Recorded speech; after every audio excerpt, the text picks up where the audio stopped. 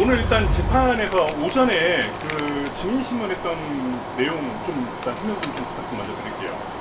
예, 오늘 증인으로 출석한 사람은 첫 번째로 피해자 고모군이 있었고요.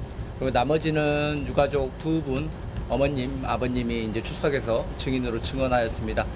이제 피해자 고모군 같은 경우에는 자신이 현장에서 도착해서 목격한 상황, 그리고 피고인과 사이에 어떤 대화나 어떤 사건이 있었는지 이에 대해서 주로 진술하였고, 그 피해자 유족인 부모님은 지금 현재 이 사건으로 자신들이 고통받는 상황, 그걸 주로 진술했다고 보시면 될 것 같습니다. 그리고 그 부모님이 구체적으로 어떤 말을 했는지에 대해서는 이미 이제 보도자료가 나간 부분도 있는데, 마지막에 그 유가족의 입장문을 제가 재차 낭독하는 것으로 해서 말씀을 추가로 드리고자 합니다.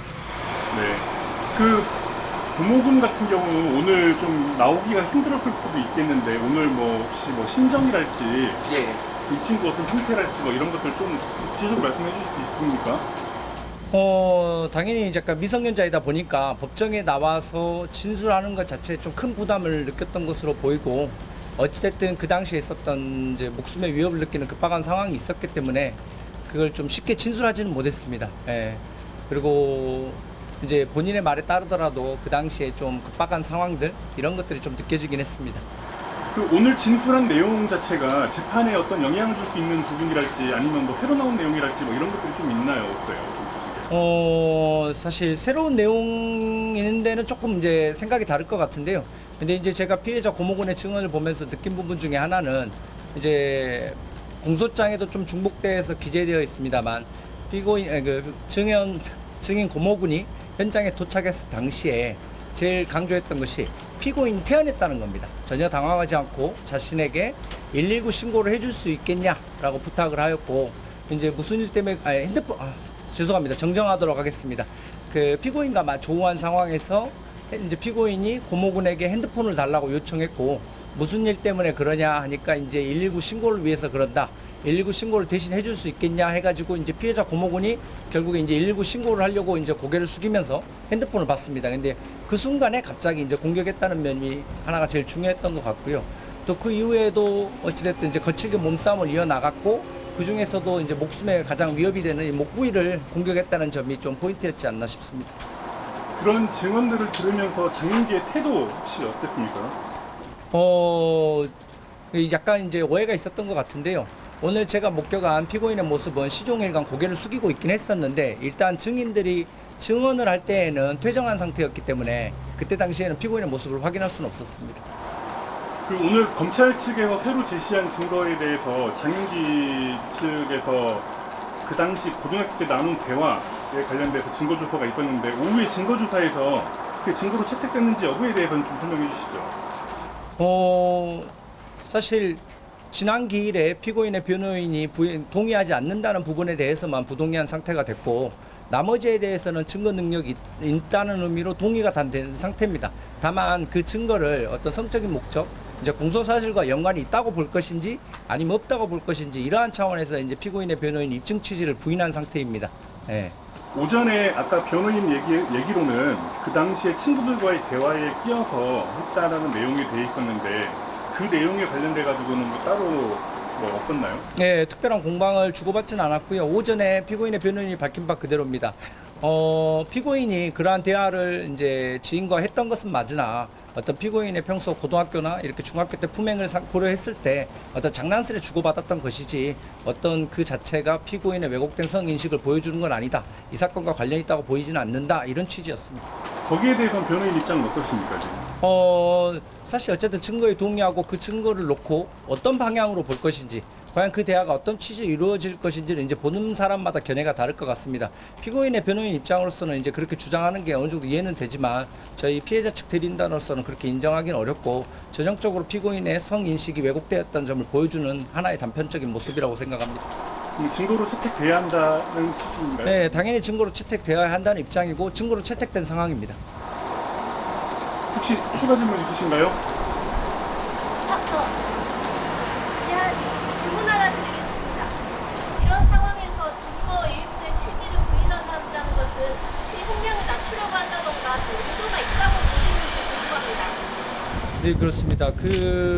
사실 자신의 행위를 모두 인정하고 있는 상황인데도 불구하고 전부 동의하지 않고 어쨌든 일부 입증 취지를 부인하고 어떤 증거에 대해서 성적인 연관성과 연결짓기에는 조금 무리가 있다 이런 식의 주장을 하는 것은 결국에 성적인 목적으로 살인을 한 그 법정형과 관련해서 사형을 할 것인지 무기징역을 할 것인지 선택의 기로에 놓인 건데 당연히 그 과정에서 이제 보다 적은 무기징역을 택하도록 재판부에게 이제 읍소한 게 아닌가 그렇게 이해하고 있습니다, 저희들. 아까 다음 재판 얘기 말씀하셨는데 다음 재판에서 구형까지 간다는 얘기가 있었거든요.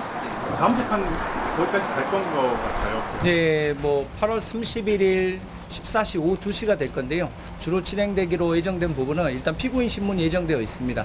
피고인 신문이 예정되어 있고 오늘 일부 이루어지지 못한 증거 부분들이 있는데 그 부분에 대한 증거 조사, 뭐 공소장 변경, 그다음에 구속영장, 압수영장 발부 이렇게 좀 여러 가지 일이 있을 것 같습니다. 공소장 변경이라고 돼요.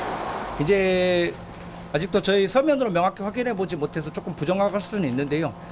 검찰 측의 말에 따르면 그 피고인에 대해서 전자장치 부착 그 부분에 대해서 또 추가 청구를 하려는 게 아닌가 생각하고 있습니다. 압수영장 발부하면 새로운 증거가 나타납니까? 그 부분 말씀드리겠습니다. 이제 이미 케이블타이가 등장한 상황이고 현재 검찰이 재판부에 증거로 제출한 것은 케이블타이가 찍혀 있는 수색 영상입니다. 어떻게 보면 케이블타이 자체는 없는 거죠. 그래서 그게 사실 별건의 증거로 된 상황인데 그걸 이 본건의 증거로 쓰기 위해서 해당 케이블타이에 대한 압수수색 영장을 받고 싶다는 그런 취지입니다. 오늘 과정에서 장윤기의 발언은 한 번도 없었던 건가요? 예, 그렇습니다. 전혀 발언하지 않았습니다.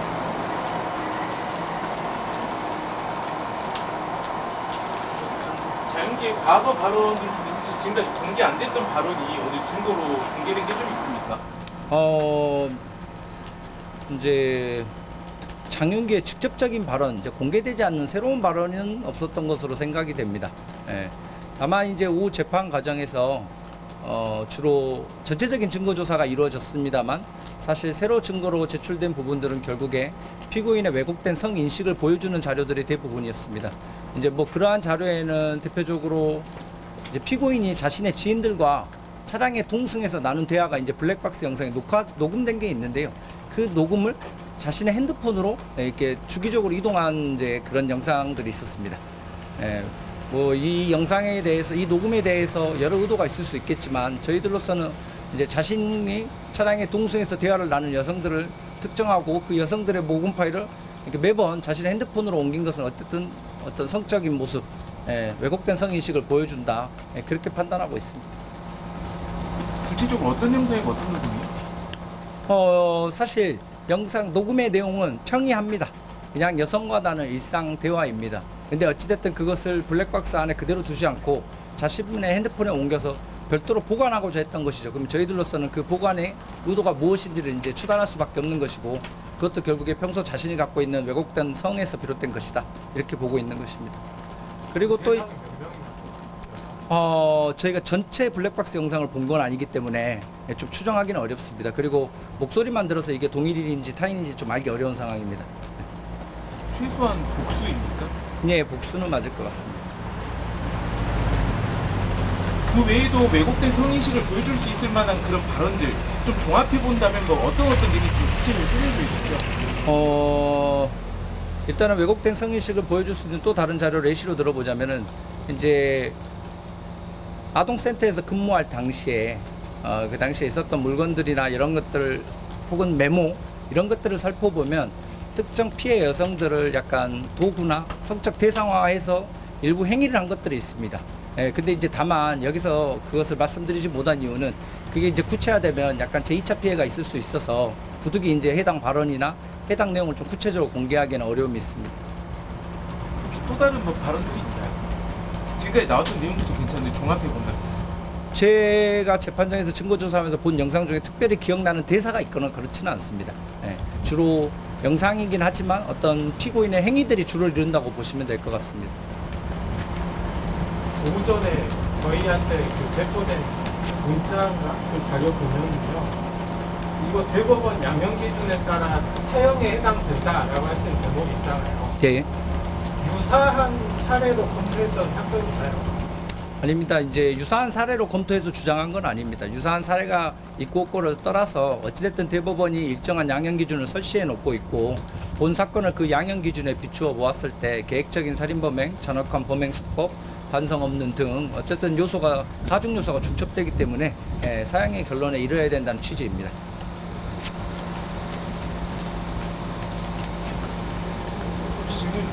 그 유족 채원양이 두 분이 다 발언을 했다고 하셨는데 그럼 두 분이 이런 증언 저희한테 보내주신 모지를 다 읽으신 예, 그렇습니다.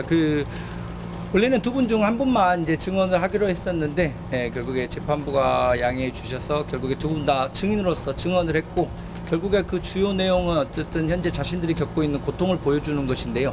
그 부분에 대해서는 제가 두 분을 합쳐서 유족의 입장문을 이제 본 인터뷰를 끝난 이후에 대독하도록 하겠습니다. 피고인 측 변호인 중에서 대화 중에 어떤 부분은 증거 채택을 거부하겠다라고 지정한 게 있나요? 예, 지난 기일에 그럼 밝혔던 부분입니다. 대부분 피의자 신문조서에서 피고인이 진술을 번복한 부분의 내용입니다. 결국에 피고인이 진술을 번복한 부분이기 때문에 이제 불리하다고 판단했던 것으로 보이고 그 부분에 대해서 내용 부인 또는 부동의해서 증거를 쓸 수 없게 만드는 겁니다. 어떤 내용인가요? 방금 말씀드린 것처럼 진술을 번복한 부분입니다. 결국에 본 공판에 일어나서 자신의 어떤 범행을 모두 인정했지 않습니까? 모두 인정한 것은 결국에 진심 어린 반성을 하고 있다는 모습을 보여주고 싶을 텐데 사실 수사 단계에서부터 기계적으로 일부는 부인하고 이걸 단계적으로 번복해온 부분이 있다고 보면 그런 것들은 처음부터 일관되게 반성했다라고 보기 어렵기 때문에 그 부분들을 재판부가 보지 않고 증거로 쓰이지 않기를 바라는 마음에 내용 부인을 했다고 보시면 될 것 같습니다. 일반적으로 피해자 부모를 증인으로 보통 재판 참석하지는 않잖아요. 네. 경찰국에 앉아있고 한 명쯤 정도 듣는 수준인데 이 증인으로 채택을 해서 법정에서 실제 증언으로 이루어지게 되는 그 어떤 계기가 있을까요? 필요성이랄지 이런 것들이 있나요? 네, 사실 법적으로도 이제 피해자 대리인이 신청하게 될 경우에 피해자들을 증인 신문으로 하게 되어 있긴 합니다. 다만 이제 흔히 이루어지는 일들은 아닌데 본 사건의 같은 경우에는 유가족들의 피해가 너무나 중대하고 지금도 이제 주변 상황을 해서 크나큰 고통을 받고 있기 때문에 물론 이제 아픔의 경중이 다르진 않겠습니다만 유가족의 고통이 심하다고 판단해서 그것들을 반드시 법정에 증거로 현출될 필요성이 있고 저희로서는 어찌됐든 성적인 목적의 살인 부분과 관련해서 이제 양형을 어떻게 선택할 것인지 중요한 기로에 있기 때문에 그 부분에서 유가족 부모님들이 용기를 냈다고 봐주시면 좋을 것 같습니다.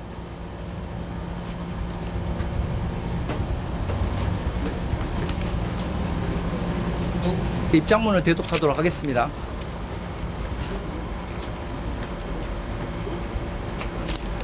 유가족이 발언하는 것 내용이기 때문에 이제 그대로 읽도록 하겠습니다. 재판장님, 저희는 하루아침에 하나뿐인 소중한 딸을 잃었고 매일 지옥 속에서 하루하루 살아내고 있는 채원이의 부모입니다. 아무리 딸이 보고 싶어도 못 본 지 벌써 84일째입니다. 아무런 연관도 없는 가해자의 잔혹한 범죄로 인하여 소중한 딸의 생명이 빼앗겼고 저희 가족의 삶은 완전히 파탄났습니다. 저희에게는 매일 아침 눈을 뜨는 것 자체가 고통이고 지옥입니다. 왜 내가 아직 살아있는지, 왜 아이 혼자 그 차가운 곳에 두었는지. 가해자는 지금 이 순간에도 숨을 쉬고 부모 형제를 걱정하고 미래를 꿈꾸며 살고 있지만 우리 채원이는 이미 이 세상에 존재하지 않습니다. 저희 부부가 딸을 볼 수 있는 방법과 이 고통의 끝은 오직 죽음뿐입니다. 그럼에도 불구하고 저희가 당장이라도 딸에게 가고 싶은 마음을 겨우 누르며 피눈물로 버티는 이유는 딱 하나입니다. 눈도 감지 못하고 떠난 딸에게 엄마 아빠가 너의 억울함을 풀어줬다고 말해주기 위해서입니다. 죽은 제 딸은 다시는 돌아올 수 없는데 살아있는 가해자가 세상 밖으로 나온다면 남겨진 저희에게 또 한 번의 사망 선고를 내리는 것과 같습니다. 가해자는 성범죄를 목적으로 제 딸을 뒤쫓았지만 끝내 그 목적을 이루지 못했습니다. 부모인 저희는 그 사실이 무엇보다 두렵습니다. 만약 가해자가 다시 사회로 돌아온다면 이루지 못한 그 범죄를 또 다른 누군가에게 저지를 수도 있다는 두려움을 떨칠 수 없습니다. 또 다른 무고한 피해자가 생기지 않도록 우리 사회를 지켜주십시오. 부디 억울하게 떠난 아이의 넋을 기리고 파괴된 저희 가족이 마지막 희망이라도 품을 수 있도록 가해자를 사회로부터 영원히 격리하는 법정 최고형 사형을 선고해 주시기를 간절히 요청드립니다. 이상입니다.